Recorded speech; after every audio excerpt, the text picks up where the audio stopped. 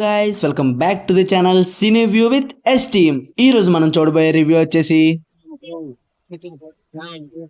ఈ మూవీలో మనకి మెయిన్ లీడ్స్ గా కనిపించేది మన లక్షయ్ గారు అలాగే తాన్యా గారు.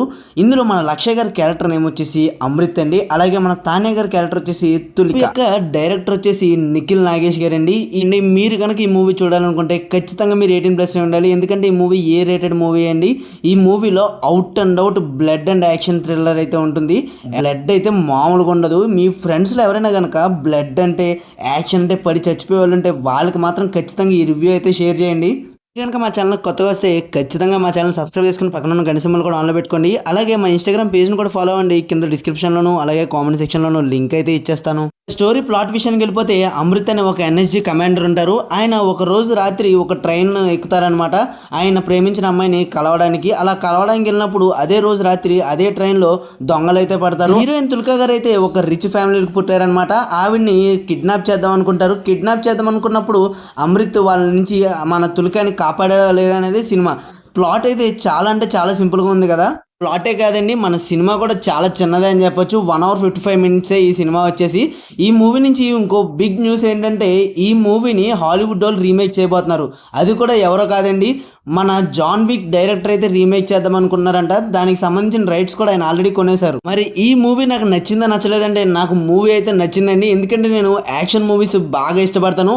అందులో పర్టికులర్గా స్టంట్ చేసే మూవీస్ అంటే నాకు చాలా ఇష్టం. యాక్షన్లో స్టంట్స్ ఉంటే అసలు మనకు వచ్చే గూస్ బంప్స్ వేరనమాట. మీరు కనుక ఈ మూవీని చూడాలనుకుంటే మీరు ఖచ్చితంగా యాక్షన్ మూవీ లవర్స్ అయితేనే చూడండి, లేదంటే ఈ మూవీ చూడద్దు. మీరు ఒకవేళ చూసారా మీకు ఖచ్చితంగా మూవీ అయితే యావరేజ్ అనిపించింది. ఎందుకంటే యాక్షన్ మూవీ లవర్స్కి దాన్ని ఫీల్ అవ్వగలరు అనమాట. మూవీ అంతా ఒక నైట్లో జరిగిపోయే మూవీ అండి. సో స్పేస్ కూడా మూవీలో చాలా తక్కువ ఉంటుంది.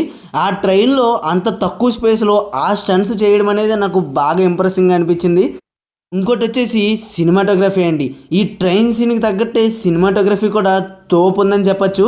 అలాగే ఇంకో విషయం వచ్చేసి ఇలాంటి యాక్షన్ థ్రిల్లర్స్లో మనకి కావాల్సింది ఎమోషన్స్ లేకుండా ఆ యాక్షన్ అనేది చూపించడం కూడా చాలా కష్టం.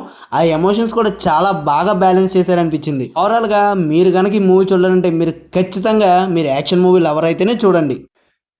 ఓకే, సో ఈ మూవీని 18+ వాళ్ళే చూడండి. ఎందుకంటే ప్యూర్ బ్లడ్ ఉంటుంది ఎక్కువ. టోటల్గా మూవీ అయితే నాకు నచ్చింది. ఈ మూవీకి నేను ఇచ్చే రేటింగ్ వచ్చేసి 3 out of 5.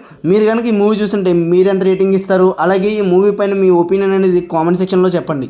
ఇలాంటి మరెన్నో రివ్యూస్ కోసం మా ఛానల్ని సబ్స్క్రైబ్ చేసుకుని పక్కన ఉన్న గంట సింబల్ కూడా ఆన్లో పెట్టుకోండి. మా ఇన్స్టాగ్రామ్ పేజ్ని కూడా ఫాలో అవ్వండి. మూవీస్ పరంగా మీకు అన్లిమిటెడ్ స్టఫ్ అయితే